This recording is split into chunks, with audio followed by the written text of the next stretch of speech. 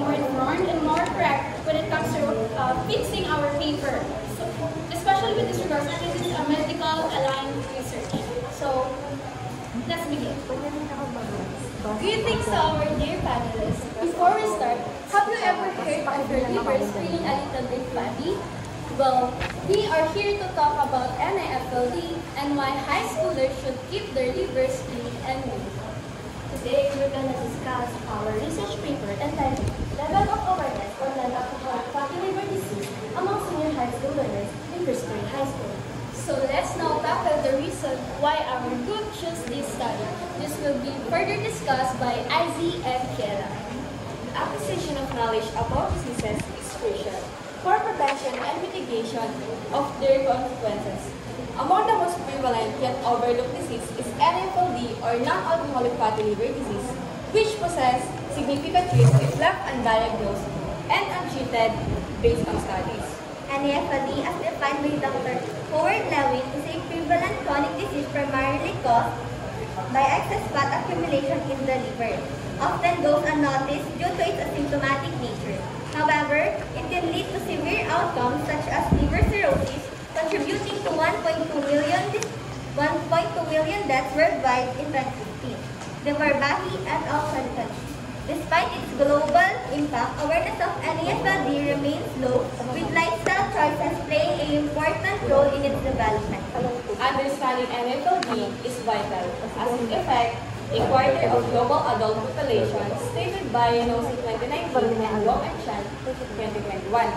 And if prevalence to continue to rise, particularly among adolescents who often neglect healthcare based on Hamadian et al. 2013. This study is significant as it aims to assess the awareness levels of high school learners regarding NIFLD, thereby addressing its crucial gap in knowledge. Despite being equipped with basic knowledge of diseases, high school learners often lack awareness of NIFLD and its implications. This gap in understanding highlights the need of educational interventions to promote awareness and prevention among this demographic. The primary goal of this paper is to first gauge the extent of the levels of awareness and inherent knowledge that high school students, particularly those in the senior grade levels in CRHS, possess with regards to NIFLD. Then, assess and evaluate the possible gaps in knowledge of the disease from the acquired data from the learners. As for the statement of the problem, it will be discussed by Pauline and Emma Mahon. So for the statement of the problem, the number 1, how will the respondents be described in terms of 1.1 age and 1.2 strength? Number 2, how can the general knowledge of the respondents of non-alcoholic fatty liver disease be described? Number 3, how the lifestyle practices of the respondents be described regarding their awareness of non-alcoholic fatty liver disease be described? For number 4, what is the level of awareness needed to avoid non-alcoholic fatty liver disease? And number 5, what recommendations can be proposed to create awareness with regards to non-alcoholic fatty liver disease among learners? And of course, for the last number 6, what are the implications of the findings of the study to the learner's lifestyle? All the items in this statement of the study were found to be necessary in order to gather data needed to assess the levels of awareness among senior high school learners, particularly those in grade 11 sections. NIFLD is a condition in which hepatic fat accumulation is present after all other causes of hepatic stenosis are excluded. This includes liver disease caused by other factors such as alcohol consumption and other conditions that may lead to hepatic cirrhosis based on Tarantino et al. 2017 to the body and children with non-alcoholic fatty liver disease is a condition characterized by the accumulation of fat in the liver which can lead to inflammation and liver damage. Is diagnosed with the causes of liver fat accumulation such as alcohol consumption or certain liver diseases. Essentially, it's a diagnosis of exclusion, meaning that eliminating other potential causes, if fat still accumulate the liver, it is still labeled as NAFLD. Sige, wala ka. Saan na kayo agwang kape? Agwang kape na habang Study by nakakabang. Randa et al. 2021 that required any FLE such as getting other running disease result in children with uncertainty regarding their cause, optimal length of treatment, and their impact on liver available variety. So if gastrectomy is regarded to be the most cost-effective for cash and many FLE resolution, but is still considered costly both financially. Since the NAFLD has no cure, we can just slow the disease to not make it worse by giving a treatment. That's why it's so costly. For our research design, the descriptive research design will be used in further to determine the level of awareness, but not alcohol, fatty liver disease among senior high learners in Israel High School. The research will focus on the variables such as the aforementioned disease and the inherent knowledge and the level of awareness that learners will have with regards to the illness. Our research design will be further discussed in the seminar. The choice of descriptive research design for this study is primarily due to its ability to provide a clear picture of the current awareness levels without altering the environment or influencing the subject's response. It offers a straightforward approach to data collection that can be quantitatively and qualitatively analyzed, setting the stage for potential future interventions based on the research findings. For our sampling method, this will bring us Sampling method. The research will apply the Sloven's formula to calculate the sample size needed for the study. Random stratified sampling was used in order to identify the respondents of grade 11 students. This will be overall 90 learners from reference branches such as humanities and social science. Science, technology, engineering and mathematics, accountancy and business management, information communication technology, and economics offered at Christopher High School. By using Sloven's formula, we the researchers and ensure that the sample size is representative of the entire population, enhancing the reliability of the study. Parang ibang study. And random stratified sampling was used to offer by this study. Each medicated different levels of awareness regarding any MLD. Stratified sampling ensures that each strand is very representative to the study. This presentation will further elaborated by Manay. the combination of Sloven's formula and the random stratified sampling offers a structured and statistically significant Awareness. to selecting a sample from the diverse student population. This methodology ensures that the sample is representative of the Magiging correlation na siya. improves the accuracy of stratified needs and enhances the generalizability of the whole grade level covered at this range. This sample method led to the gathering of data which we discuss in summary of my work. For our summary of findings, the following findings answer the specific questions raised at the beginning of this research or our statement of the problem. First, the profile of the senior high school learners is identified along with the following. 1.1. Majority of the respondents in the data gathering are aged 17 years old. According to the Department of Education, most of the senior high school learners in the Philippines are aged 16 to 18. That explains the majority of the respondents in this study. 1.2. Most of the respondents are in the humanities and social sciences strand, since Humanities strand is considered with the highest enrollment rate compared to other strands. Second, the general knowledge on non-alcoholic fatty liver disease of the learners can be described as our based on the mean value of 2.60. There is awareness as is stated. However, 2.60 is barely climbing up on the scale range of awareness at 2.50 to 3.49, which indicates that the student might acquire untrue information regarding to the disease. As for items number 3, based on the lifestyle practices of the respondents regarding their awareness of NAFLD, it can be described that the learners are at risk of acquiring NAFLD based on the mean value of 2.60, which is parallel with our 2.60 mean value of general knowledge. This implies that despite having level of awareness, even though it is low, learners still continue to practice lifestyle habits that may afflict them with NAFLD. For item number 4, the level of awareness needed to avoid NAFLD is at the mean interval value of 3.50 or the highest level of awareness. Although we are not following correlational research design, we tried our very best to provide an answer to this part of our statement of the problem. So we concluded that 3.50 to 4.00 or the highest level of awareness is needed because once they are at the highest level of awareness, they are assured that all the information that they have acquired, that they possess, are correct with regards to the disease.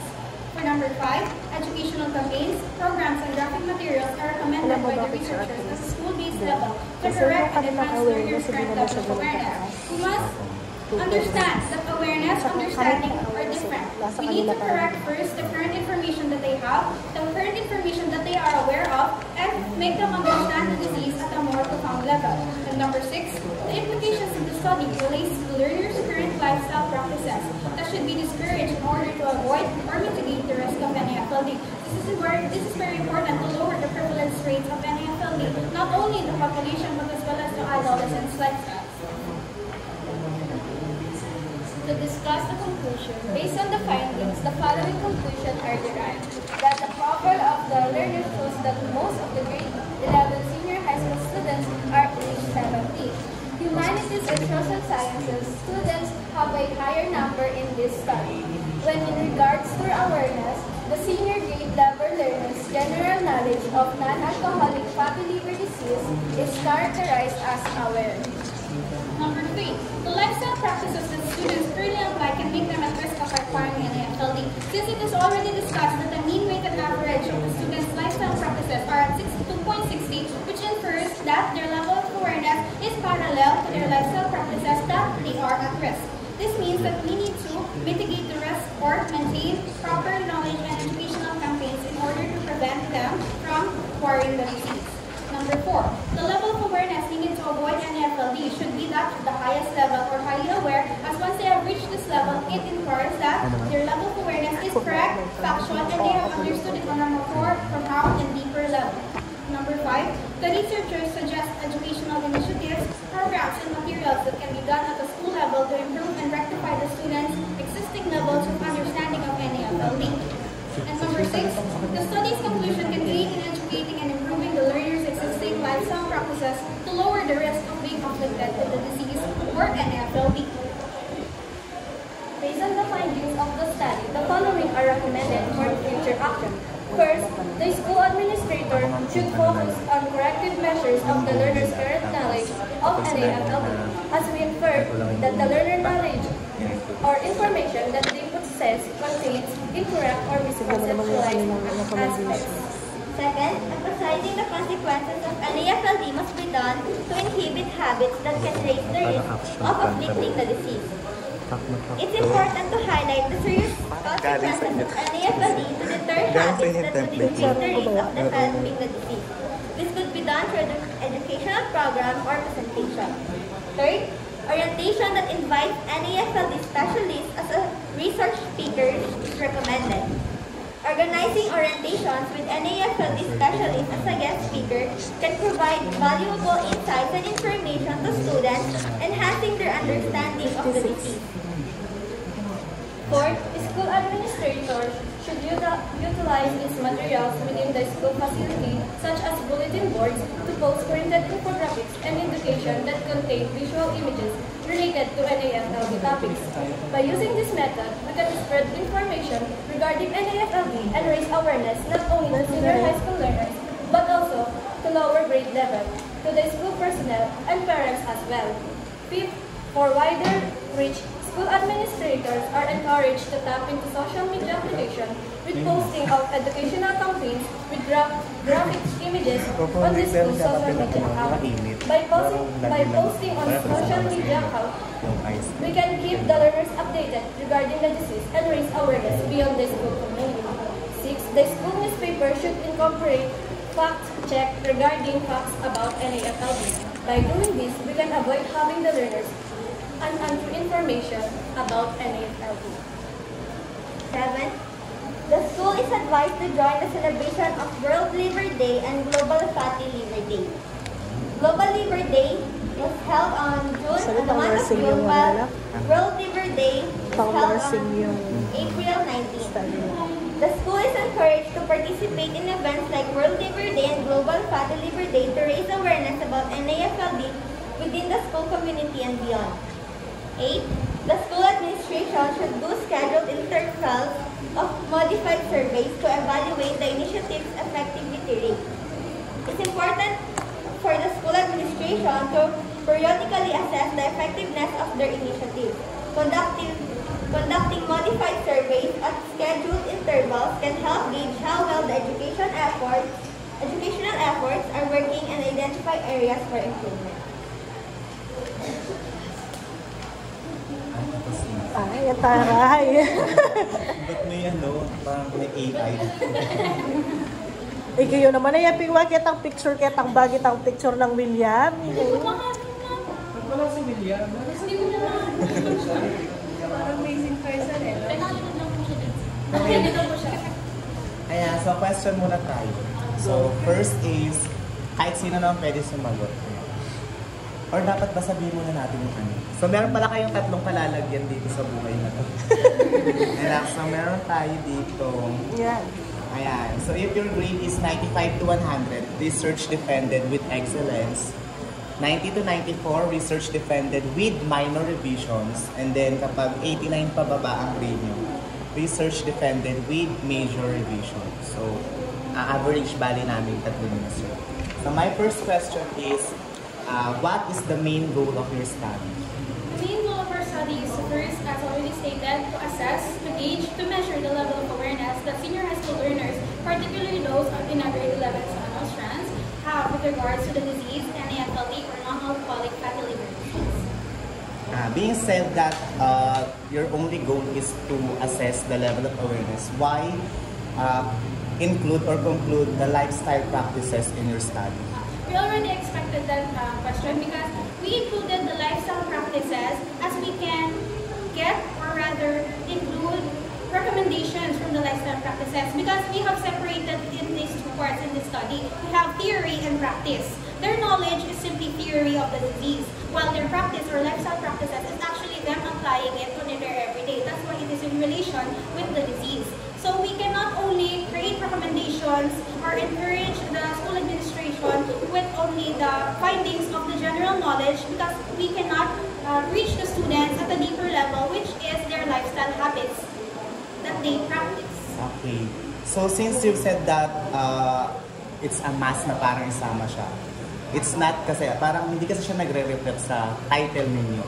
Which means na if ako mag-dictate or if ako yung mag-judge, it's another study siya. Parang study for NAFLD awareness, study for lifestyle practices. Or magiging siyang correlation. That's why kanina ano kami niya sir, parang hindi sila, parang na-describe nyo lang si NAFLD, na-describe nyo lang si lifestyle practices. Parang, ano ngayon, parang gano'n. Sayang nga kasi nga, ang ganda nga ng resulta nyo na, aware naman yung mga bata, pero at risk pa rin sila. Bakit kaya gano'n? So, feeling namin is nagkulang lang kayo na, ayun, parang hindi nyo sila kasi napag-connect. Kasi nga naman, sa title nyo pa lang, level of awareness lang. Ayan. Kasi sinasabi natin kasi yung mismo title nila. Mas kung ano yung mag-reflect na sa mismo statement of the problem. Diba, lagi na natin ating sa research na dapat laging connected yung statement of the problem. At the same time, yung mismo title na dapat hindi nawawala yung mismo statement of the problem yun sa gusto nyo sagutin sa title ninyo. Halimbawa, kung level of awareness lang siya, level of awareness lang siya. Hindi natin pwede sabihin na dahil gusto nyo malaman, kahit ipilit natin na gusto nyo malaman, kung halimbawa, gusto nyo siya malaman, pero iibahin nyo siya. Halimbawa, since nakalagay dun sa study nyo yung level of awareness, eh gusto nyo rin malaman yung lifestyle nila, idagdag nyo siya dun sa mismong title ninyo. Hindi dahil gusto nyo hanapin dun sa statement of the problem ninyo, eh wala naman siya dun sa mismong title ninyo, hindi magkoconnect yung mismong title nyo at statement of the problem ninyo. Kaya sabihin natin na meron kayong magandang result din sa mismong data ninyo, sa chapter 3 ninyo, hindi namin siya i-consider kasi based sa title ninyo, level of awareness lang hinahanap ninyo. Wala kang hinahanap na lifestyle. At first, we wanted to actually include lifestyle, but we were, of course, as students, we're not that knowledgeable about this. We were afraid that we had to conduct clinical examinations in relation with lifestyle, because if we were to include it in the title, it means that we would have to push through it to prove that they are at risk, which we cannot do. That was our first idea, but with your recommendations and your advice, it seems that we can change it. Yun kasi yung sa research kasi, lagi natin tinitignan kasi yung mismong technicalities. The technical research as a whole. Hindi yung dahil gusto mo yung ideya na to. Masabi natin na kahit magaling si researcher, siya yung pinakamagaling na researcher sa buong mundo, kung hindi naman siya magsusunod dun sa mismong standard ng research kung paano siya ginagawa, dahil sabihin natin na may gusto siyang hinahanap sa SOP, dinagdagan niya na maraming yung statement of the problem, pero yung title niya, hindi naman sinasagot yung statement of the problem. Walang kwenta yun. Kasi ang tinitignan natin dito, yung pagkakasunod-sunod, yung process na dapat itong title mo, nandun sa mismong statement of the problem mo, na dapat lagi nagpo-protect silang dalawa. Kasi lahat ng parts ng research is connected siya sa isa't isa. Hindi natin pwede sabihin na dahil gusto niya researcher na idagdag to, okay na kagad siya.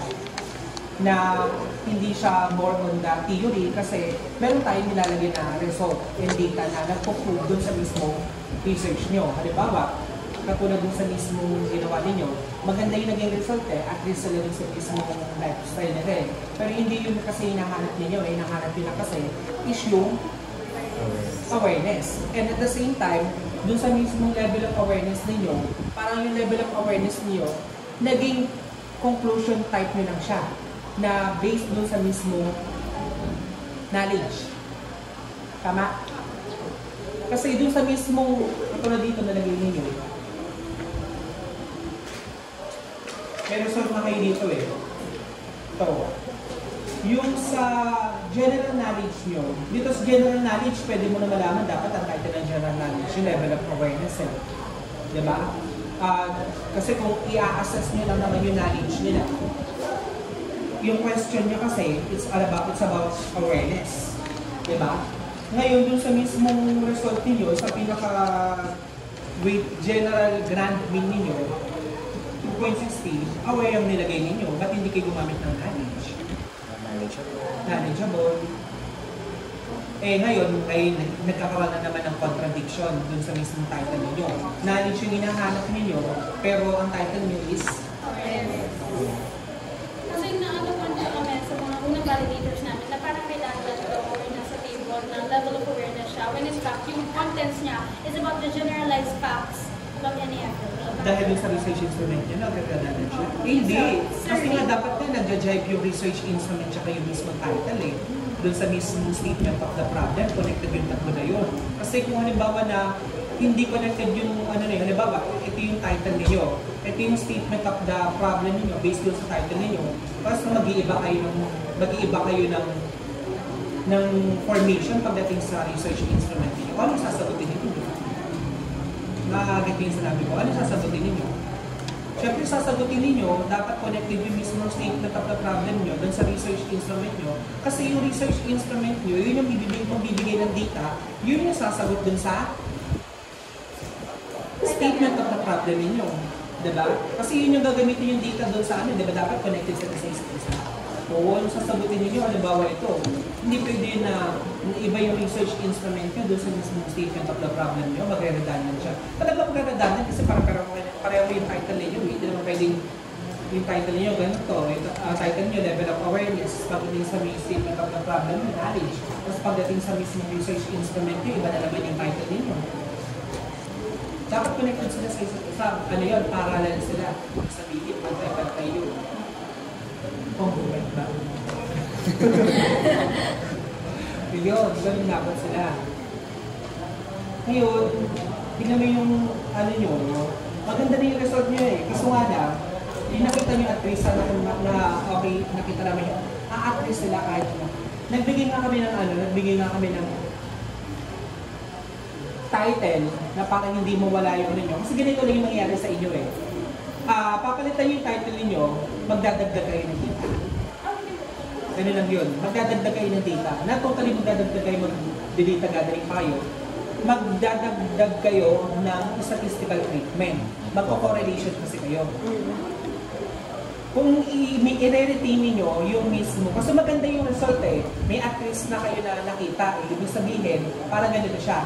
Kaya kung i-correlate natin siya, sabihin natin na aware sila, pero ang lifestyle nila, ganito. Na kaya sabihin natin na aware sila na regarding fatty liver. Ayun. Basta yun. Na kahit alam nila yung point na gano'n na yung fatty liver na yun, still ginagawa pa rin nila na ano sila. Kung sa correlation, maganda yung magiging result niya. Ibig sabihin, titignan niyo yung relationship ng dalawa. Yung level of awareness at saka yung lifestyle nila. Para magiging title ninyo is level of awareness in yun. And lifestyle. Lifestyle practices. Ano siya? Hindi ganda na title ninyo. Ngayon, magdadaglag lang kayo ng SOP na there is significant relationship between. Mas maglalagay kayo ng hypothesis. Tatanggalin nyo rin yung profile. Kasi meron siya significant dun sa... Actually, kahit naman sa may descriptive eh. Kasi kung maglalagay kayo ng profile, nalaman nyo yung age nila at yung use. So ngayon, recommended sa amin. Sino gusto mo? maraming role nila. Kung nalaman yung age nila, nalaman natin sa 17. Ano sa 17? Ngayon nalaman natin sa 20. Magdadagdag lang siya sa mismong data nyo, pero wala naman siya. Silbig. Lagyan nyo siya. Ganun kasi yung point nun eh. Actually, ang paggamit kasi ng profiling, big deal. Hindi lang siya dahil gusto mo gumawa ng profile. Dahil gusto mo dagdag tayo ng profile para mas maparaming people. Research is not about maraming pages. Research is not about paramihan ng tables. Yung mismo result, yun yung tinitingnan natin doon. Hindi porke marami kang profile, gano'n yun. Kasi pag profile tayo, isa-isahin natin yun eh. Kaya na lang silbi ng profile na yun. Sa correlation kasi, big deal siya pagdating sa even sa may descriptive. Even sa descriptive, pag naglagay ka ng profiling, big deal din siya. Hindi mo siya pwedeng ilagay lang ng profile na dahil gusto mo lang. Tignan nyo kung magkakaroon ng connection yung profile dun sa other statement of the problem. Ganun siya ka-big deal yung mismo Kahit tanggalin nyo yung profile. Anong gagawin niya? Sige, mag-decide kayo ngayon pa lang. We may proceed with the correlation of design. Mas maganda. We know that. Actually, first, ano pa lang po? Actually, our draft for the title was already aligned with the correlational in the first place. Ano yung sinabi namin sa akin dati? Yes. Actually, ganun po talaga siya. Correlational po dapat yung unang approach. Pero since nag-alala po kami, since it is a medical examination, nag-worry po kami na nangangailangan nga po kami ng mga very specific, very complicated clinical examinations to prove. Kasi as researchers, we are afraid to just say na they are at risk. On what basis? What basis? Simply the lifestyle. There needs to be equal examinations to be done to prove that they are at risk. That's why we Ayun nga, pero kasi ang ginawa niya, parang yun nga We already did that. parang ganun. Kaya lang, bakit niyo pinusid si lifestyle practices pa rin? Kung alam niyo pa lang Yung original ganun. lang po namin dyan is, kung nakuha lang namin yung level of awareness, alam na yung hilig nila. So, anong gagawin natin? Project, gawin nila to, gawin nila yan. Pero kung may lifestyle sila, lagi silang umiinom ng coke. Alam naman nila na sa pag-iinom nilang coke, merong high fructose. Yung high fructose, nakakakawas ng NAFLD. So, ginawa lang namin on our part na yung basis, syempre hindi pa ganun kami actually us as researchers, hindi pa kami ganun professionals when it comes to the instrument. Yung basis namin for the lifestyle practices table, the domain of it in the survey, was for recommendations. Because it can be related. That's interrelated because we were actually leaning for correlational. But we were as a group, overthinkers po kami, na we need to prove somehow that there is a relationship. Yes, there is a relationship. But how can we prove it? Pag may relationship kasi, malalaman niya nakaka-discuss ng data, magkakaroon siya ng relationship o hindi. Kasi once na nag-correlation kayo, malalaman niyo kung yung mismong hypothesis niyo, i-reject niyo siya o i-accept niyo siya. Tapos doon niyo malalaman kung gaano kataas yung relationship niya, kung negative ba or positive. We actually wanted to ask because Sir when you added, when we asked for help for revisions of our SOP, you added the question for item number 4, what is the level of awareness needed to avoid any FLD? At first we didn't have that because we cannot measure it since we are descriptive. We were asking for whatever statistical treatment or patterns we can use in order to gauge that level. Because as of now, Kanina ba kayo result? From the result, this is okay to infer that, kasi yun lang po yung ginawa namin as of now na nakuha namin 2.60. Yung lifespan nila 2.60 as well. Which means na kulang pa rin yung airways level, kulang. So, yung kailangan is 3.49 to 4.00.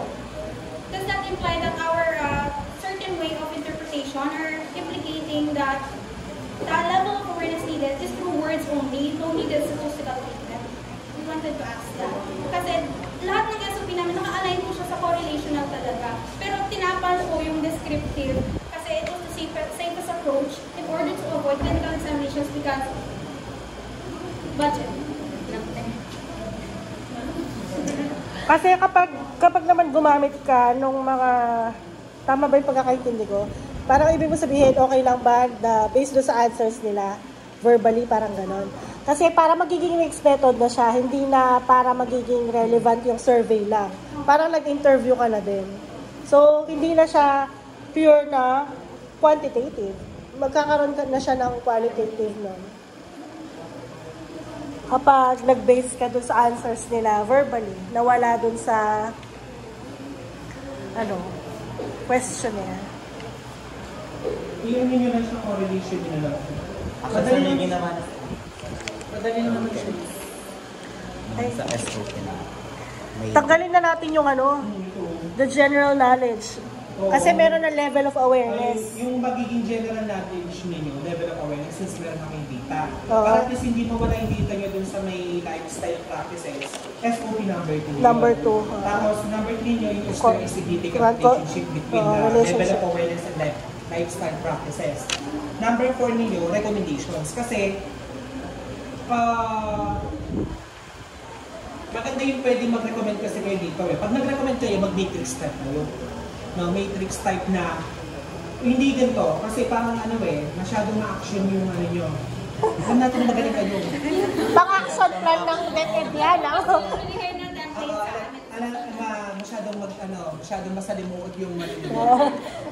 Ang pag nag-matrix lang kayo, halimbawa, data, indicators, indicators, ano yung pinaka-ano ninyo, halimbawa, SOP number, dalawa lang naman magiging nyo din result ng level of awareness at saka result ng lifestyle. Ano yung kukunin nyo doon? Yung grand mean lang, na huwag nyo lang yung pinaka-dami. Yung grand mean lang, yung aware at saka yung mismo nila. Tapos kunin nyo yung mean. Yung mean ng dalawa, yung pinaka-grand mean. O tapos, ano yung pinaka-ano niya? Yung remarks, yung verbal interpretation, aware sila, at least sila, pinaglalagay nyo doon. Tapos, yung mismong recommendation ninyo, based dun sa kung ano yung nandun doon. Mag-start kayo ng infinitives. To enhance, to develop, Yung mga ganun, no? To improve. Diba? Yung tatanong po namin sana, sir, yung sa conceptual framework po namin, syempre mag-a-adjust po siya. Madali lang conceptual framework. Madali lang nga po siya, sir.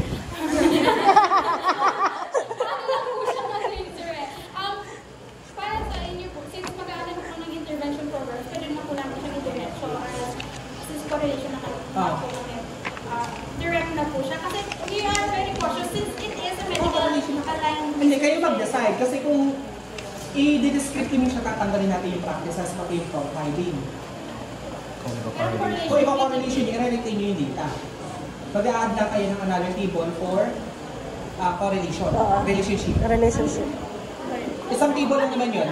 Isang table lang yun. May original draft naman po kami ng correlation lang yung design namin na yung chapter 1 po siya about correlation. Pa-check na.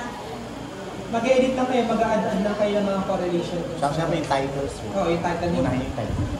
Tanggalin nyo rin yung school dun sa mismo title. Kasi tingnan nyo, redundant lang. History high school, ta senior high school. Tapos dun sa bandang merong instrument, pakisulat nyo kung kanino nyo galing. Adapted nga siya. Kanino siya galing? Yung appendices actually dapat isama na namin, pero hindi po kami. Hindi, dun sa mismong sentence. Dun sa Research instrument. Tsaka kung anong year siya Research ginawa. instrument, lagay nyo yung mismong title na ano kung kanino galing. Kasi bakit yung siya inadapt. Ganun lang siya. I-explain nyo kung bakit yung siya inadapt. Kasi yun yung nakakalimutan nila ng iba, nag-adapt sila. Kasi hindi naman nila-explain bakit naman in-adapt yun, bakit yun yung research na ginamit niya. Kasi hindi nila sinasite yung mismong tao. Computer mo. Alam Doon ko sa ba pag-adapt. So you can consult pwede nyo kaming tanongin regarding sa correlation kung ano yung gagawin ninyo. Especially sa conceptual framework, kung ano yung data for relationship. Ayun. Siyempre, mag-iiba din yung abstract ninyo. Para mo yan. Mas maganda kung i-correlate nyo talaga.